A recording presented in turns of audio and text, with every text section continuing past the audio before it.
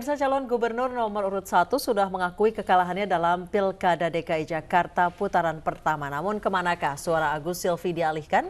Apakah ke pasangan Ahok Jarot atau Anies Sandi? Dan kami akan membahasnya bersama dua narasumber yang telah hadir di studio kami. Ketua Dewan Pimpinan Pusat P3 Lena Mariana Mukti dan Dewan Syuro PKB Maman Imanul Haq. Selamat sore Kang Maman. Selamat sore Mas Aryo. Selamat sore Mbak Lena. Selamat sore Mas Aryo, Assalamualaikum Waalaikumsalam warahmatullahi wabarakatuh. Sore, Dan di ujung telepon sudah tersambung dengan pengamat politik Hanta Yuda dari Poltreking. Selamat sore Mas Hanta. Halo Anissa, Lena dan Kang Maman. Ya, saya ke Kang Maman dulu. Kang Maman, langsung saja pertanyaan yang paling ditunggu-tunggu masyarakat. PKB sebagai salah satu partai pendukung AHY Silvi, kemana suaranya di putaran kedua nanti? Ada dua hal yang perlu kami lakukan sebelum itu dijawab. Pertama, kami mengevaluasi hasil putaran pertama ini. Bahwa perolehan 17% tentu ini di luar ekspektasi kami. Dan artinya kalau kita gabungkan suara Demokrat, P3, PAN, dan kami PKB, kita kehilangan hampir 200 ribuan lebih. Nah, maka kami akan melakukan evaluasi menyeluruh. Kenapa terjadi kekalahan seperti ini? Apakah sudah diketahui siapa pencuri suara dari koalisi tiga partai tersebut? Lari kemana suara AHY dan Silvi? Kalau lihat dari itu banyak lari ke Anies, ke Anies Sandi gitu.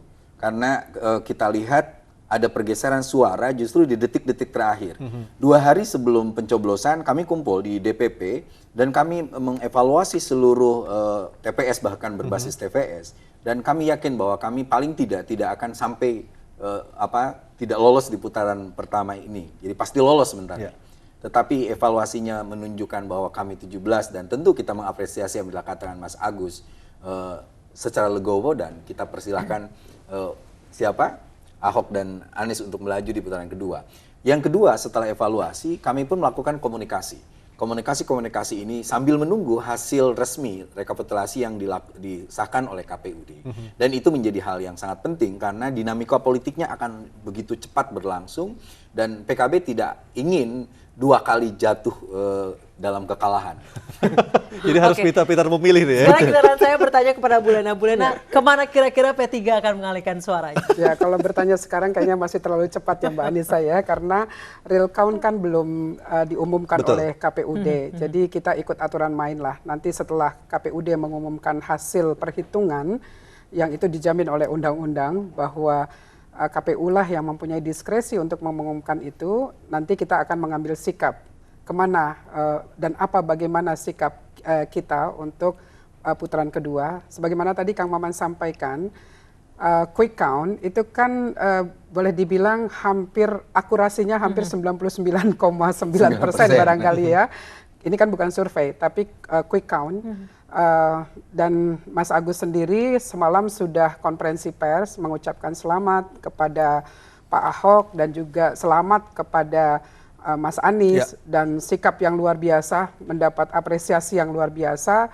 Dan menurut saya kami tidak kalah sebenarnya, karena Mas Agus kan awal-awal kan dianggap anak kemarin sore, underdog, terlalu muda dan macam-macam lah isunya. Tetapi alhamdulillah pada bulan November, Desember itu kan surveinya itu masih berkisar 9%, 10%, dan kemudian di tengah-tengah memuncak, pernah memperoleh 32 sampai 33%, dan pada akhirnya hasilnya mendapat 17%.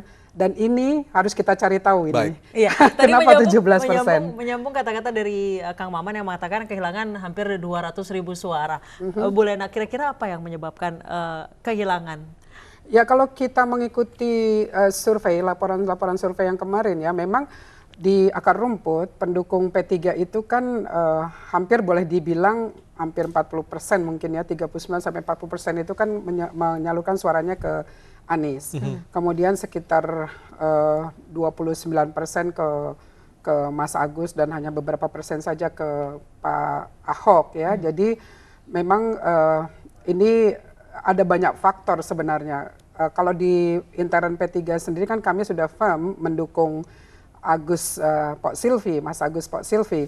Tetapi di luar itu kan ada dinamika politik yang membuat kami ini kerjanya Berkali-kali lipat lebih keras lagi ya? berkali-kali lipat lebih keras lagi. Bu Lena, apakah kemudian akan mengikuti mayoritas dari warga P3, suara dari partainya sendiri?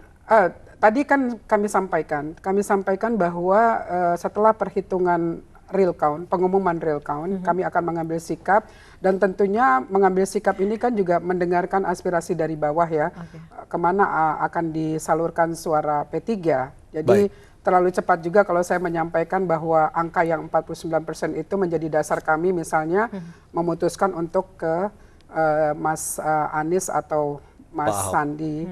Dan atau kita mengalihkan ke Pak Ahok. Saya kira juga dua pasangan calon yang sekarang maju ke putaran 2 ini juga sabar menunggu sikap dari P3, PKB, PAN, dan Demokrat sendiri. Baik, kita akan menuju ke Mas Hanta dulu. Mas Hanta, kalau Anda melihat jebloknya suara Agus Silvi hanya memperoleh 17%, apa yang terjadi dengan pasangan ini sehingga memperoleh suara kurang dari 20%? Apakah memang karena sosok kedua paslonnya, ataukah mesin politik partai-partai pengusung yang tidak bekerja maksimal, Mas Hanta? Menurut saya multifaktor ya, kalau ingin menjawab pertanyaan itu, Mas Aryo. Tetapi kalau kita lihat tren pasangan nomor urut 1 ini mulai mengalami penurunan itu adalah setelah Desember. Jadi November, Desember itu masih, kalau kita lihat dari tren survei, dia masih di nomor 1. Masih di urutan 1, kemudian trennya mulai stuck di Desember. Penurunan paling mulai signifikan itu di Januari. Karena itu tepat kalau ingin mendeteksi faktor-faktor penurunan di pasangan nomor 1 itu, lihatlah peristiwa-peristiwa di bulan Januari. Karena kalau kita menyimpulkan bahwa mesinnya tidak bergerak karena figurnya lemah dan seterusnya, idealnya pasangan nomor 1 ini di bulan November dan di Oktober itu tidak mungkin berada di nomor 1. Kita lihat rilis survei pada bulan November itu hampir semuanya adalah mengumumkan elektabilitas nomor 1 itu selalu teratas. Nah, penurunan mulai di Januari. Nah, di bulan Januari inilah kalau kita ingin melakukan proses deteksi terhadap faktor-faktor penurunan. Kalau sempat kita analisis, pertama, tentu efek kejutnya sudah melemah pada saat itu.